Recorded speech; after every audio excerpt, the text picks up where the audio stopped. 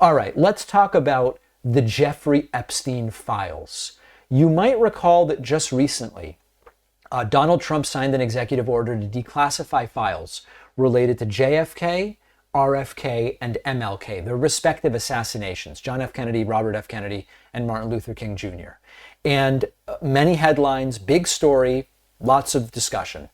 What's interesting is that these documents do not include anything about Jeffrey Epstein. Jeffrey Epstein is, of course, the accused sex trafficker who, as we all know, had very powerful friends, and there is controversy as to whether he really took his own life or whether someone killed him.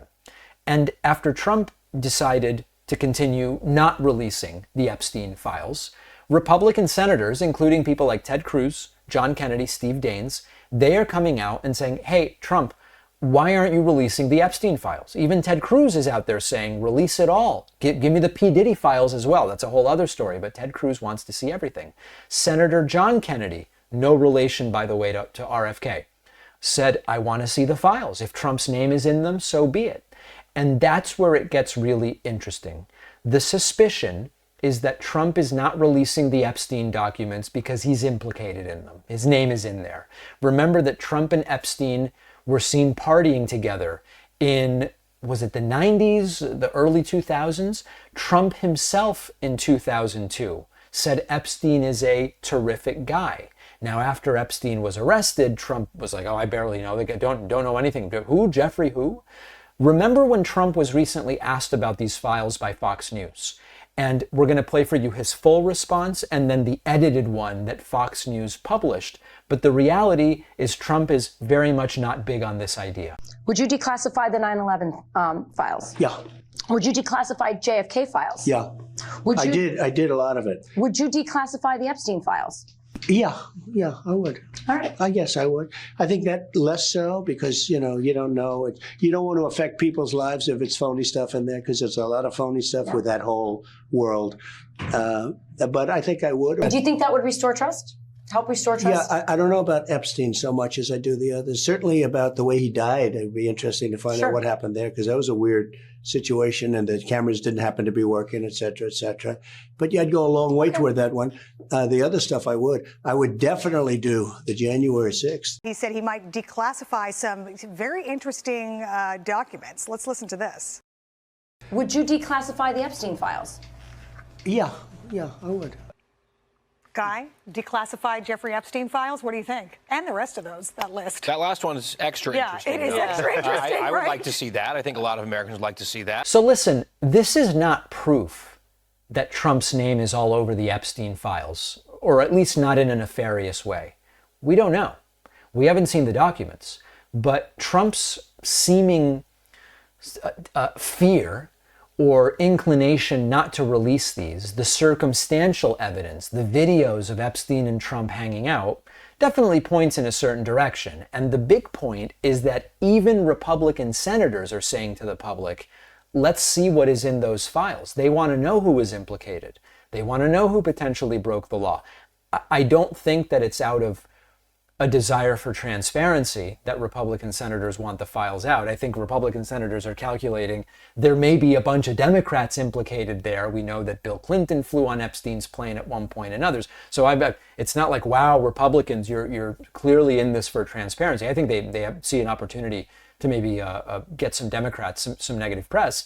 But Ted Cruz is considering it a matter of knowing who was implicated in abusing children, which is supposedly an obsession of Republicans. Save the children, which they care very little about when it comes to funding, but that's a different story. Now, we should not forget that if you do believe that there was foul play, or you don't believe the official story, that Epstein died by suicide in his prison cell, then even just for that reason, you should want the documents released. And Trump has said that he's not sure what happened. So why is Trump declassifying JFK, RFK, and MLK files and saying very little about the Epstein files? It's obviously speculation, but the obvious direction we're pointing is it's because Trump is implicated in those files. If you're going to say no more secrets, if you're going to say the administration of transparency, if that's going to be your approach, then you got to release these files, and we will see if ultimately the pressure gets to him and he does do it. Now, on the bonus show today, we will talk about Google Maps changing the Gulf of Mexico to the Gulf of America. Yikes.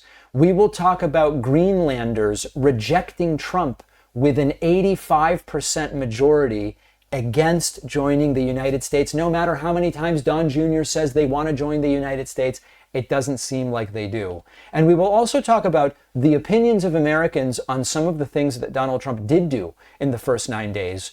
Where are Americans on the executive orders Trump has signed, and so much more. Don't miss today's bonus show. You can get instant access by signing up at joinpacman.com. Memberships are the #1 funding source for our show. Pre-order my forthcoming book, The Echo Machine, at davidpakman.com/book. And finally, if you want a signed copy of the book, email info@davidpakman.com with the subject signed book, and we will respond in order that these emails come in. Right now, we've got 49 people who have asked for a signed book.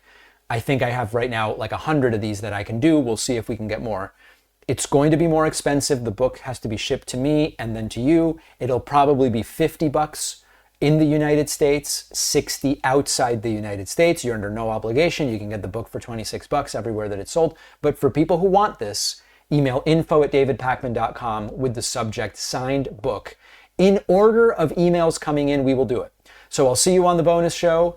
We've got a new show tomorrow. We've got a new show the next day. So much going on. Great to see everybody. Well, I wrote a book after a long journey and a ton of work. I am really thrilled with how it turned out, and I hope you'll read it. The book is called The Echo Machine, and in a nutshell, it looks at how American politics got so broken, who has already figured out solutions, and how we can try to fix it and stop the terror of Trump for the next 4 years. With Trump winning this election, The Echo Machine couldn't be more relevant, not only a warning about how we got here, but also about what might be coming and how to prevent the worst outcomes. We've got to stay engaged. We need a plan, and that's what the book is about. There's a belief out there that unless you have corporate media behind you, you can't have a successful political book launch, that it's not possible. I think we can prove that wrong. Order The Echo Machine today at davidpakman.com/echo on Amazon, Barnes & Noble, Audible, Kindle, anywhere that books, ebooks, and audiobooks are sold. You can also call any local bookstore and say, please order me The Echo Machine by David Pakman. Wherever you get the book, you'll get the free pre-order perks, including the signed book plate. Head to davidpakman.com/free book stuff after ordering.